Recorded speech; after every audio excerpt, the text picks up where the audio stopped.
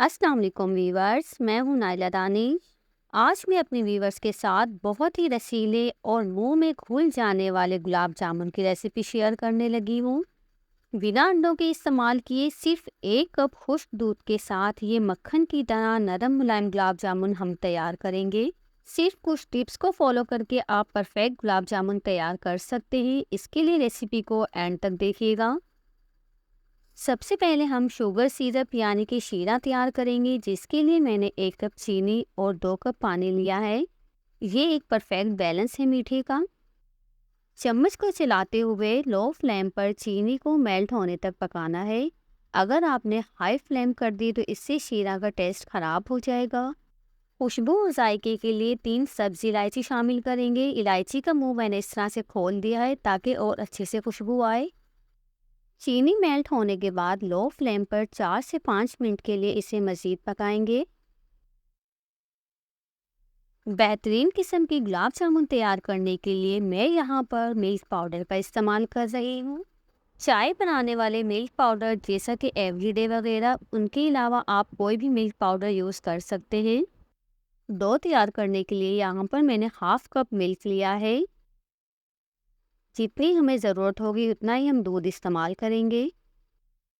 Milk powder और दूध की मिक्सिंग के बाद चंद चीज़ें और शामिल होंगी। 3 टेबल स्पून बाइंडिंग के लिए मैदा शामिल करेंगे।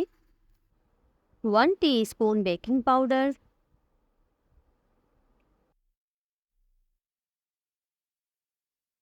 1 पिंच मीठा सोडा शामिल करेंगे। इससे ज़्यादा मीठा सोडा आप बिल्कुल भी शामिल मत कीजिएगा, वरना गुलाब जामुन आपके फट सकते हैं। और अब इन तमाम चीज़ों को जस्ट हमने कंबाइन करना है, इसे हमने गूंदना नहीं है।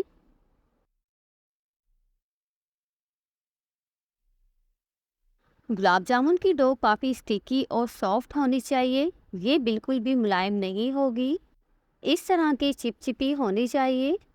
लास्ट में 1 टेबलस्पून घी शामिल करेंगे। घी शामिल करने से गुलाब जामुन अंदर तक नरम मुलायम बनते हैं।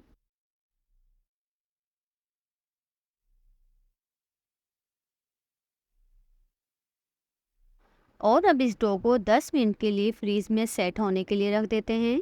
आधा कप दूध में से सिर्फ 3 टेबलस्पून के करीब दूध हमने इस्तेमाल किया है डो तैयार करने के लिए। 10 मिनट फ्रीज में रखने के बाद डो एकदम मुलायम हो चुकी है। अब हम इसके बॉल आसानी के साथ बना सकते हैं। अगर आपकी गुलाब जामुन की डो हार्ड हो जाए तो मज़ीद इसमें थोड़ा सा दूध शामिल करके आप इस डो को सॉफ्ट कर लीजिएगा। बिल्कुल आहिस्तगी के साथ आप इसे राउंड शेप दीजिएगा, आपने इसे ज़्यादा ज़ोर से प्रेस नहीं करना। बहुत ही आसानी के साथ और बिना क्रैक्स आए तमाम गुलाब जामुन की बॉल हमने यहाँ पर तैयार कर ली है। अब हम इन्हें फ्राई करेंगे।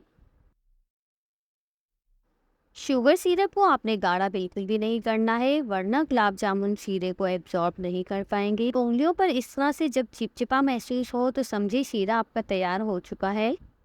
गुलाब जामुन फ्राई करने के लिए घी का इस्तेमाल ज़्यादा बेहतर रहेगा। जैसे ही हल्का सा घी गर्म होने लगे, एक टाइम में आधे गुलाब जामुन फ्राई करेंगे। इस पॉइंट पर फ्लेम एकदम लो होनी चाहिए। अगर आपने तेज़ फ्लेम की तो गुलाब जामुन अंदर से कच्चे रह जाएंगे और ऊपर से जल जाएंगे। और हल्के हल्के से आयल को हिलाना है ताकि ये गुलाब जामुन नीचे ना लग जाए। आप में से जो न्यू बिगनर्स कुकिंग कर रहे हैं, ये स्टेप उनके लिए नहीं है, आप चम्मच इस्तेमाल कीजिएगा। जैसे ही गुलाब जामुन पर कलर आने लगे, इस पॉइंट पर फ्लेम लो टू मीडियम कर देंगे। तमाम बॉल्स अच्छे से ऑयल में डीप हो, वरना प्रॉपर कलर नहीं आएगा। जैसे ही गुलाब जामुन अंदर से पक जाएंगे, ये ऊपर आने लगेंगे। अब हमने इन्हें सिर्फ कलर देना है। जैसा कलर आप देना चाहें, लाइट या डार्क, आप कलर दे सकते हैं। 5 से 7 मिनट में अंदर तक गुलाब जामुन अच्छे से फ्राई हो जाते हैं।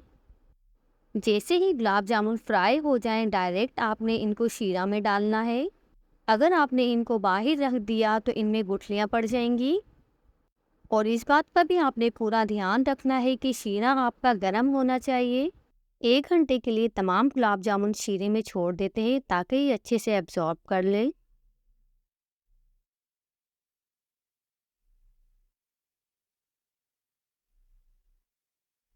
ایک دم پرفیکٹ، بالکل حلوائی اسٹائل گلاب جامن گھر پر ہم نے بہت آسانی کے ساتھ تیار کر لیے ہیں۔ آپ بھی میری یہ پرفیکٹ ریسیپی ضرور ٹرائی کیجیے گا۔